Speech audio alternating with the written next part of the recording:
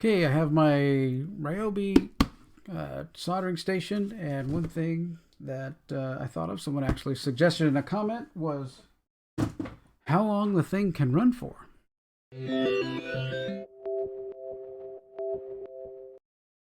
Hey there, this is Tom with Tom's Tech Show, and um, a good comment was on one of the videos that I did about my Ryobi uh, soldering station is, okay, it's a soldering station, but what good is it if it takes 5 minutes for the battery to go, and then you're switching batteries out, and that doesn't, that's really not good at all to do that. So I did a few things. I have my charger here. I have uh, my better charger, my Teleport dual charger here. Got the battery all charged up and everything else, and right now we have it right here. So it's running. I got it. It's heated. It's running. The temperature here is on high, and it really heats. I mean, the nice thing is this thing heats up fast. I mean, I turned the timer on, started going for the battery, and within 1 minute, the green light comes on, and it's up and running and at temperature to use. So that's really good. I really like that. About it, getting some more functional data out of this little station. It's pretty compact. I'm gonna have to build some kind of box for it, I think, to carry it around with all the solder and the little sponge and everything else. But still, it's nice and compact. So right now it has been running for 23 minutes on this battery. This is a 4 amp hour battery. If I hit the little button here, move this out of the way and push that, and I'm still at 4 bars. So that's the little, this one has, I like these newer ones that I bought because they have battery meter and you can see what's left in them. So I'm gonna let this run for a while. We'll see what happens at an hour when, if it's not dropped a bar in an hour, that's gonna be quite a bit of time that it's going to last. I don't know if I want to sit it here leaving it for all night for 6 or 8 or 10 hours, if it's going to actually last that long. But we'll let it go for an hour and see, and then we'll check back and see where it is. All right, so we're going to pause here. We'll be back. Hold on. So as this is going on, I'm making sure to stay here because this green light starts blinking. That means it's going into power save mode, and we want to make sure that's on all the time. After 20 minutes, according to the instructions, it's going to actually power itself off. So then you'd have to hit the power button to power it back on. So I'm just watching this as this continues to go. We're at 32 minutes as this is running. And if I check the battery, we're still at 4 bars. So I'm thinking that if we get to an hour and it still has 4 bars, then that's going to be at least 4 hours of runtime. I do have a second one of these 4 amp hour batteries, that if I'm out somewhere and I really need 8 hours or whatever of time on this thing, then I don't know why I would. You'd probably turn it off, turn it back on, do your soldering, turn it off, because it's ready to go within a minute. So that really really makes it nice. So you just power it off when you're not using it, power it back on. 1 minute, you're ready to heat and go. That just for doing, especially for like doing wiring, if you're doing some soldering or something in your car that you're working on, some kit car or something that you got, you're playing around with, getting wiring done there, something like that. Just being able to have this station with you, and it's big and stuff, just is really good. So we're gonna keep track of the time. We're at 33 minutes and checking the battery, still 4 bars. All right, we're gonna keep going. Be back. Okay, so I thought maybe I need to do, while I'm doing this, I can do some real world kind of testing on this. So I do have these wires here. It's really heavy wire. This is pretty 14 gauge solid copper wire. I mean, often when you're soldering, you're going to be using stranded wire, but for this, I'm just going to try and see how well I can heat this up here, because if I can't heat up wire, if the battery's not good enough and getting hot enough to heat up the wire in order for me to be able to then flow some solder on here, you know, then what good is it, right? If I can't solder something together, then what good are we doing, right? So trying to get it hot. There's another blade tip that lets you, wow, it's already flowing. Solder's flowing on there. So boom, it's all hot. Just like that. Yep. Isn't real super clean, but I don't have these wires twisted together. I wanted them just to be able to spread some solder on there and get them connected. Okay, so there we go. We've got, clean off my tip. And after cleaning off the tip with the sponge, let's see if I can get it to focus. Focus. Anyway, so the tip, it looks pretty good. Let's get my cord out of the way. Okay.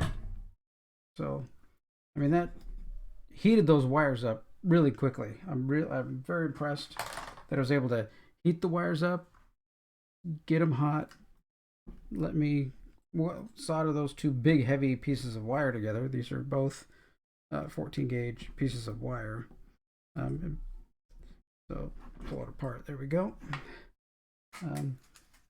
I use this for some of my other modeling stuff that I do. Stuff that's heavy gauge wire.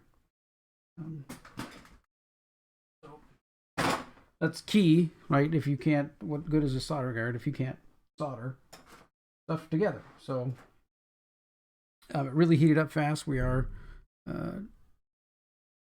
getting close to the 10 minutes, so the green light blinked, and so it says just to adjust the temperature a little bit, and then it will come back and it will stay on. So that's good. So it is working quite well as expected. I mean, I've got my boxes of stuff for working with Arduinos and Raspberry Pis and things like that I have set up. Okay, so the key, we are at, if I bring the timer up here, we are at 40 minutes. So if we check the battery here at 40 minutes and 4 bars still. So we're at 40 minutes, we're still at 4 bars. We've been running at the highest temperature, which is the 900, I do believe that says 900 Fahrenheit. So this goes from 400 to 900, which is nice because some of the little lighter wires that you want to solder, often you don't want to just fry them, right? You don't want to just cook them completely. So that's always good to have that temperature adjusting. But we're doing some runtime testing here, so we want as much power going out as possible, because that's going to be like our maximum lifespan of our battery. So these are brand new batteries. These were bought maybe a year ago. So they've been used in many of my other Ryobi tools. So these are not like old worn out batteries. These are nice new fresh batteries. So that may be another thing about if you have really old batteries, then maybe they might not have quite a runtime. But these happen to be brand new. They had the deal last year, I think last 2019 November, I think, for the Black Friday thing. They had these batteries you buy 2 and get the charger and stuff, and then get a free tool. So that's what I did, because my other batteries were really quite old and only the 1 amp hour batteries, so they're small. I mean, they were working, but I got a brad nailer, and those things just about couldn't punch something through unless they were fully charged. So these are much better for using stuff like the brad nailer and things like that. So that's good. So we're at 42. Here we are down here at 42 minutes. So we're coming up on 45. so we can check our level here, and we are still at 4 bars. So we'll adjust our temperature so that we can maintain the timeout clock and not have it shut off on us, and we'll continue on. All right, we'll be back. We'll jump to the next. We'll let some time go and see how well we're doing. All right, we finally had something happen. We are just at 45 minutes and checking. We are now on 3 bars. So it took 45 minutes to drop to 3 bars. So I'm thinking that this one battery is going to probably be able to, estimating that it's going to be able to run the Ryobi station for maybe 3 hours of constant use. So if you're out on the field, you're doing something, and you need to have this, you're going to have 3 hours of soldering time. So you may not want to run it. You know, we're going to turn this off now. So it's turned off. I'll turn the temperature all the way down. I mean, you may have, 3 hours of time that you can solder. So that's pretty substantial. We will exit our timer.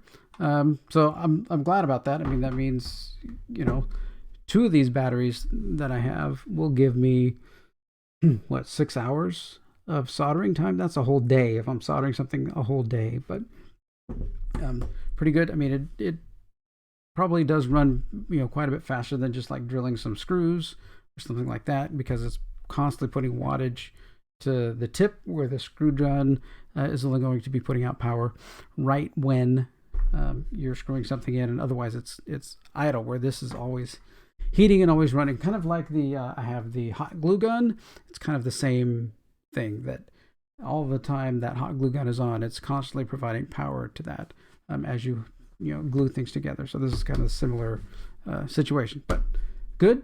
So we're gonna have, this is a 4-hour battery. It's gonna have about a 3-hour runtime on being able to solder in this little station. So I'm liking it. That's really good.